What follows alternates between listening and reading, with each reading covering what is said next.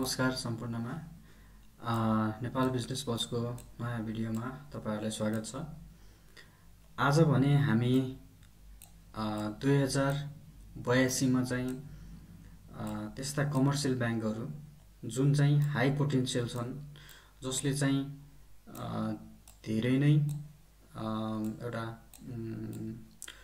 Potential भएका स्टकहरु कुन हुन सक्छन् अथवा त्यसको वाच लिस्ट चाहिँ हामीले बनाएका छौं र banking sector overall banking sector चाहिँ के रहेको छ भन्ने पनि आज हामी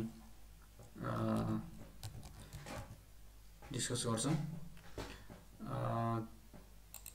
र मोस्ट प्रोमिसिङ बैंकिङका स्टकहरु कुन कुन हुन सक्छन् अथवा त्यस्तो स्टकहरुमा एनालाइसिस गरेर हामीले यदि इन्भेस्ट गर्न सक्यौं भने भविष्यमा के कस्तो फाइदा हुन सक्छ भन्ने विषयमा पनि हामी आज चर्चा गर्ने छौं। र तपाई हेर्न सक्नुहुन्छ कि यो एउटा बैंकिङ सेक्टरको चार्ट रहेको छ र यसमा चाहिँ बैंकिङ सेक्टर चाहिँ लामो समयसम्म यो बेयरिशमा बस्यो र यसले आफ्नो बटम चाहिँ 1000 तिर लगाएको छ इन्डेक्सले। त्यसपछि चाहिँ यसको बुलिश यात्रा चाहिँ सुरु भयो र अगस्त देखि सेप्टेम्बर सम्ममा अहिले एउटा जुलाई देखि अगस्त सम्म एउटा र्याली क्रिएट गर्यो र पछि अगस्त र सेप्टेम्बरमा एउटा टप लगायो 1700 भन्दा पनि माथि गएको देखिन्छ। त्यसपछि चाहिँ अहिले रिसेन्टली चाहिँ यो गिरावट कुछ फेजमा छ र यो यो बुलिश यात्रामै छ, तर गएको सेप्टेम्बर देखि चाहिँ अहिलेसम्म चाहिँ यो गिरावट भएर र अहिले चाहिँ साइडवेज मेन्टेन गरिरहेको छ। फेब्रुअरी देखि तपाईको यो अप्रिल अहिलेको हालसम्म पनि यो एकदमै साइडवेज रेन्जमै खेलिरहेको देख्न सक्नुहुन्छ। यसमा पनि यदि हामीले बैंकिङ सेक्टरलाई वीकलीमा हेर्छौं भने चाहिँ कस्तो देखिन्छ त? जस्तो वीकलीमा हेर्छौं भने पनि यो एकदमै साइडवेज खेलेको देखिन्छ। जस्तो तपाईको यहाँ 10-12 वटा क्यान्डल चाहिँ यो वीकलीमा पनि साइडवेजमै छन् हैन, साइडवेजमै खेलिरहेको छ। यदि आगामी दिनहरुमा चाहिँ यसले यदि आफ्नो साइडवेज रेन्जलाई मेन्टेन गर्दै माथि जान्छ भने चाहिँ यसले राम्रो प्रफिटको हामीले अपेक्षा गर्न सक्दछौं। र यदि यसलाई चाहिँ हामीले अहिलेकै यो सपोर्ट एरियालाई नै 1330 तिरको लागि एउटा सपोर्ट बनाउन सक्छौं भने त्यसपछि यसलाई यदि यसले यो सपोर्ट एरियालाई चाहिँ मेन्टेन गर्दै अगाडि बढ्छ भने चाहिँ यसले यो रेसिस्टेन्स पनि तोड्छ अथवा अगाडि बढ्छ भने यसले राम्रो प्रफिट दिने सम्भावना पनि रहेको हुन्छ। त्यसैगरी अब चाहिँ हामी के स्टकहरुतिर लाग्न चाहन्छु र पहिलो रहेको छ ADBL agriculture development bank limited. Agriculture development bank चाहिँ कृषि सम्बन्धी अथवा कृषकहरुको लागि अथवा कृषिलाई चाहिँ कसरी प्रमोट गर्ने देशमा भन्ने त्यस सम्बन्धी कार्य गर्छ यस बैंकले। र तपाईहरुलाई थाहा छँदैछ कि एग्रीकल्चर अथवा कृषिले चाहिँ जीडीपी को महत्त्वपूर्ण रहेको छ, जीडीपी को हाम्रो ग्रोथको लागि पनि। त्यसकारणले आगामी दिनहरुमा यसको पोटेन्शियल एकदमै हाई देखिन्छ। र यसको चार्टको कुरा गर्नु पर्दाखेरि चाहिँ यसको बटम चाहिँ 218 तिर लागेको देखिन्छ र त्यसपछि यसले माथिल्लो चाहिँ 416 सम्म पनि यो रिसेन्टली कहिले भन्दा यो अगस्त 18 मा चाहिँ 416 सम्म पनि गएको देखिन्छ। त्यसपछि भने यो अहिले वीकलीमा हेरिरहेको रहेछु, यसलाई डे को चार्टमा लगाऊ र डे को चार्टमा चाहिँ यस्तो देखिने भयो। अगस्तमा एकदम हाई एउटा यो जुलाई देखि अगस्त सम्म एउटा राम्रो र्याली दिएर अगस्तमा टप लगायो र त्यसपछि चाहिँ यो लो बनाउँदै तल झरेको छ र अहिले एकदमै साइडवेज खेलिरहेको छ। झन्डै यो जनवरी 19 देखि अथवा भनौँ जनवरी 16बाट अहिलेसम्म नै एकदमै साइडवेज खेलिरहेको छ 314 र एकदमै लो रेट हेर्छ भने 275 देखि 214 को बिचमा नै यो मुभ भइरहेको देखिन्छ। यदि हामीले चाहिँ अब यो यही रेन्जलाई चाहिँ एउटा सपोर्ट मान्यौँ अथवा हाम्रो यो डिमान्डको एरिया यही नै भयो 280 यसलाई नै हामीले डिमान्डको एरिया भन्न सक्छौँ। त्यस पछाडि यदि अब यसमा पनि आउने चान्सेस हुन्छ यसको, यदि यो आउँछ भने चाहिँ एकदमै राम्रो सपोर्ट पनि रहेको छ। यहाँ हामीले पास्टको डाटाहरू पनि हेर्छौँ भने यसमा चाहिँ केही न केही रियाक्ट गरेको ठाउँ अथवा सेक्सन रहेको छ यो। र यदि होइन योभन्दा माथि नै सस्टेन गरेर यसले चाहिँ माथि नै जान्छ भने यो माथि अघिल्लो हाईहरू पनि ब्रेक गर्छ भने चाहिँ यो चाहिँ अझै माथि जान सक्ने देखिन्छ। यसको रिसेन्ट हाई भने यसको रिसेन्ट टार्गेट भनेको हामीले यो अघिल्लो हाईलाई नै लिन सक्छौँ 414।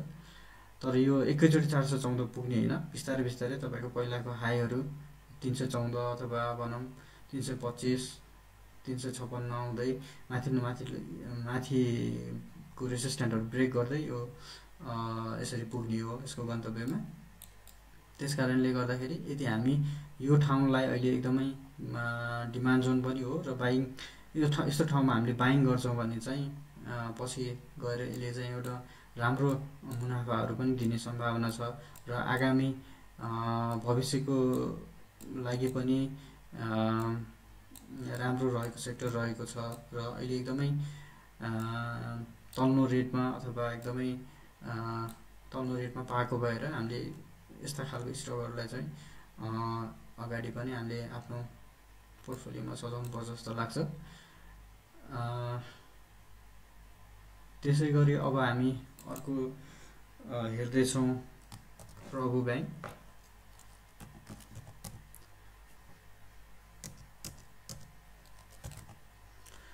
प्रभु ब्याङ्क चाहिँ अहिले एकदमै लो रेटमा रहेको छ। यसको तपाईँको गएको विगतको हेर्नुहुन्छ भने 138 सम्म अथवा 132 को एकदमै लो रेटमा आएर यसले चाहिँ त्यस पछाडि एकदम राम्रो र्याली पनि दियो र पछि यो 295 भन्दा माथि 290 भन्दा माथि सस्टेन भयो। त्यस पछाडि यो बिस्तारै आएर यो फल हुँदै आयो। तर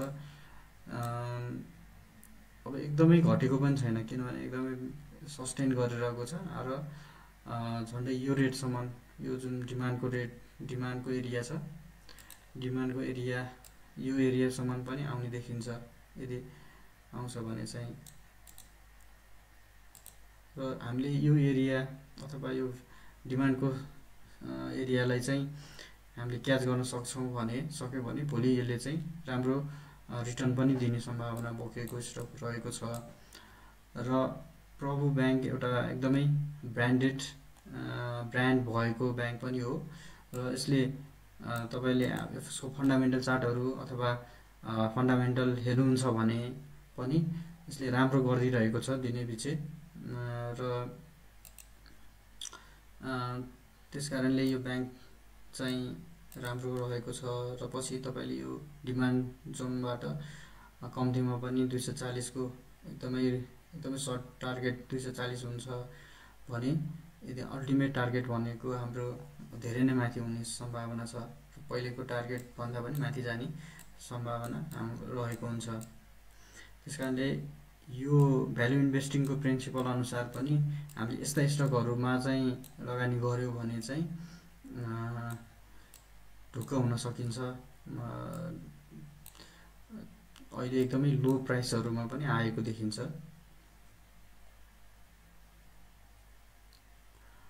यदि तपाईँले यो यदि होइन मैले एउटा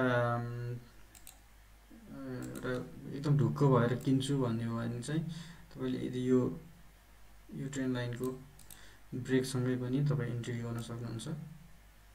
तर भ्यालु इन्भेस्टिङको प्रिन्सिपल अनुसार चाहिँ एकदमै यस्तो ठाउँहरूमा चाहिँ इन्भेस्टिङ गर्दाखेरि पछुताउनु पर्ने चाहिँ हुँदैन जस्तो मलाई लाग्छ।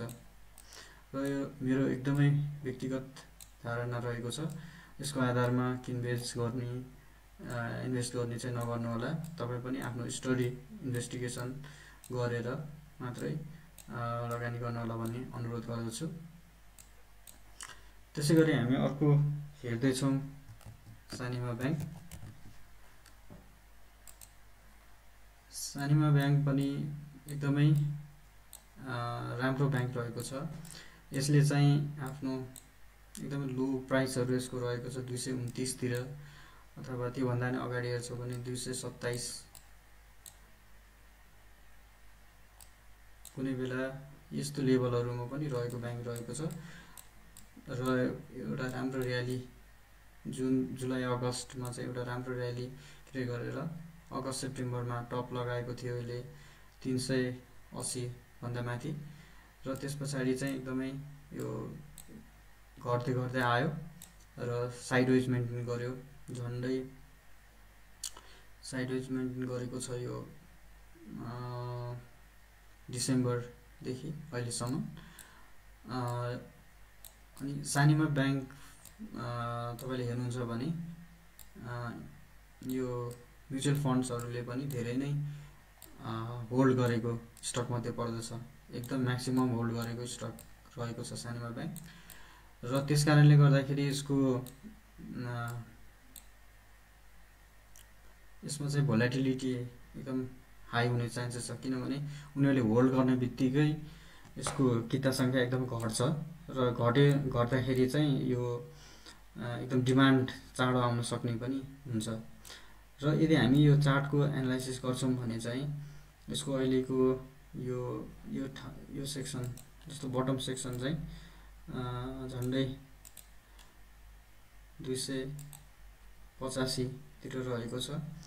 र अर्को डिमान्ड यसको अगाडिको डिमान्ड हामीले हेर्छौँ भने झन्डै यो रहेको छ 295 तिर।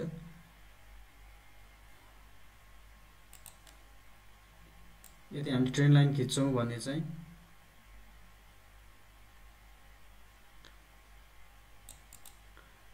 यो ट्रेन्ड लाइनले पनि ब्रेक भएर माथि गएको देखिन्छ। तर यदि यो सस्टेन हुन्छ कि हुँदैन आगामी दिनहरूमा हामीले त्यो हेर्न सक्छौँ। यदि यो सस्टेन गरेर यो ट्रेन्ड लाइनलाई अथवा यो जुन हरिजन्टल रेसिस्टेन्ट रहेको छ, यसको च्यालेन्जिङ एरिया भनेको यो रहेको छ। र यो च्यालेन्जिङ एरियालाई यसले पार गर्छ कि गर्दैन, 305 भन्दा माथितिरको एरियालाई चाहिँ पार गर्छ भने चाहिँ यसले यो कम्तीमा पनि अहिले एकदमै सर्ट टर्मको टार्गेट रहेको छ 330 अथवा 29 तिर। र एउटा भ्यालिडेसन पनि आउँछ कि यो यदि माथि सस्टेन हुन्छ भने चाहिँ सस्टेन भएर रेसिस्टेन्टहरू ब्रेक गर्दै माथि जान्छ, अथवा banking sector as a whole positive हुन्छ भने यो स्टक पनि राम्रो भएर माथि जाने सम्भावना धेरै नै हुन्छ। र अर्को तपाईँको मिड टर्मको टार्गेट लिनुहुन्छ भने कम्तीमा पनि यो 364 देखिन्छ। यहाँ बिचमा यो ग्याप अफ ओपनिङ पनि भएको छ र यो फुलफिल गर्न आउँछ भन्ने एउटा प्रिन्सिपल पनि रहेको छ। त्यस कारणले गर्दाखेरि कम्तीमा पनि तपाईँहरूले मिड टर्मको टार्गेटहरू अथवा 6 महिना 3 महिना 6 महिनासम्म चाहिँ तपाईँहरूले योभन्दा पनि माथि जाने सम्भावना पनि एकदमै रहेको स्टक पनि रहेको छ यो। र यसले डिभिडेन्डको कुरा गर्नुहुन्छ भने राम्रो डिभिडेन्ड वर्षैपछि राम्रो डिभिडेन्ड दिइरहेको ब्याङ्क पनि रहेको छ र यसको ब्रान्ड भ्याल्यु पनि धेरै नै राम्रो रहेको छ। त्यस कारणले यस्तो खालको स्टकहरूमा अथवा यस्तो खालको ब्याङ्किङका यस्ता खालको स्टकहरूमा त इन्भेस्टिङ गरियो भने चाहिँ ढुक्क हुन सकिन्छ र भविष्यमा पनि यसले धेरै नै प्रफिटहरू जेनेरेट गर्न सक्ने देखिन्छ। त्यसै गरी अब अर्को ब्याङ्क हाम्रो लास्ट ब्याङ्क एउटा रहेको छ एसबिआई ब्याङ्क। एसबिआई ब्याङ्क पनि एउटा भ्याल्यु इन्भेस्टिङको प्रिन्सिपल अनुसार चाहिँ इन्भेस्ट गर्न लायकको ब्याङ्क रहेको छ। यसको चाहिँ एकदमै किता सङ्ख्या पनि कम छ र वर्षै पछि बोनस सेयर भन्दा पनि यसले डिभिडेन्ड क्यास डिभिडेन्ड दिने गर्दछ। त्यसकारणले गर्दाखेरि यसको किता सङ्ख्या अथवा पनि एकदमै कम छ। त्यसकारणले गर्दाखेरि यसको डिमान्ड चाहिँ धेरै नै हुने गर्दछ र यदि यो स्टकमा हामीले लिएर राख्न सक्यो भने चाहिँ अहिले घटेको बेला एकदमै प्रफिट मार्जिन चाहिँ एकदमै हाई देखिन्छ र भविष्यमा पनि यसले राम्रो पर्फर्म गर्ने देखिन्छ। जस्तो झन्डै अहिले स्ट्यान्डर्ड चार्टर्ड नोबेल त्यो रेटमा चाहिँ पुग्ने सम्भावना एकदमै प्रचुर भएको स्टक पनि लिन सकिन्छ। त्यसकारणले गर्दाखेरि अहिले प्राइस थोरै पनि छ र त्यो लेभलको पोटेन्सियल पनि बोकेको स्टक भएको हुनाले चाहिँ हामीले यसलाई हेर्न सक्छौँ। यदि हामी चार्टको कुरा गर्छौँ भने चाहिँ यसले रिसेन्टली मे 2012 त्यही समयमा चाहिँ यसले 2054 तिर पनि रहेको थियो रेट तपाईँ हेर्न सक्नुहुन्छ। त्यस पछाडि राम्रो एउटा र्याली सिर्जना गर्यो र यसको म्याक्सिमम टप लेभल भनेको चाहिँ 527 सम्म पनि पुग्यो। बेला बेला यसले राम्रो स्विङहरू पनि दिने गरेको छ। त्यसकारणले गर्दाखेरि यो एउटा डिमान्ड जोन यहाँ रहेको छ। यो डिमान्ड जोन रह्यो 400 को एरिया चाहिँ एउटा राम्रो डिमान्ड जोन यसको रहेको छ। अनि त्यस पछाडि अहिले अब यो अर्को डिमान्ड जोन पनि हामीले यहाँ बनाउन सक्छौँ। जस्तै यो पनि डिमान्ड जोन नै रहेको छ एउटा 413 देखि 15 सम्मको जोन एउटा यो डिमान्ड जोन रह्यो। यदि यसमा चाहिँ यो रिसेन्टली अब यो यसको प्राइस चाहिँ योसम्म चाहिँ आउने देखिन्छ, यहाँसम्म पनि आउन सक्ने चान्सेस पनि रहन्छ। तर यस्तो यो एकदमै भ्याल्यु इन्भेस्टिङको प्रिन्सिपल अनुसार यस्तो रेन्जहरूमा आयो भने चाहिँ हामीले इन्भेस्ट गर्नुपर्छ अथवा धेरै क्वान्टिटीमा यस्तो रेन्जमा गर्न सकिन्छ। त्यस पछाडि यदि यसले चाहिँ यही रेन्जहरू सस्टेन गरेर भोलि यदि यो माथि जान सक्छ भने चाहिँ हामीले कम्तीमा पनि टार्गेटहरू 500 भन्दा माथिकै टार्गेटहरू राख्न सक्छौँ। र तपाईहरुले विगतको तपाईको यो हिस्टोरिकल एनालाइसिस पनिबाट पनि देख्न सकिन्छ कि यसले चाहिँ यो रेन्जमा राम्रो एउटा डिसिजन लिएर बढेको जस्तो देखिन्छ। त्यसकारणले गर्दाखेरि यो रेन्जमा चाहिँ हामीले किन्न सकेर होल्ड गर्न सक्यो र पछि माथिल्लो रेन्जमा हामीले होल्ड गर्न सक्यौं भने यसले राम्रो बेनिफिटहरू पनि सिर्जना गर्ने देखिन्छ। यति भन्दै आजको यस भिडियोबाट बिदा लिन्छु। आगामी भिडियोहरुको लागि एकदमै इम्पोर्टेन्ट भिडियोहरुको लागि चाहिँ तपाईहरुले यस च्यानललाई शेयर, सब्स्क्राइब र लाइक गर्न चाहिँ नभुल्नु होला। आजको लागि यति नै। अर्को भिडियोमा फेरि भेटौँला। नमस्कार।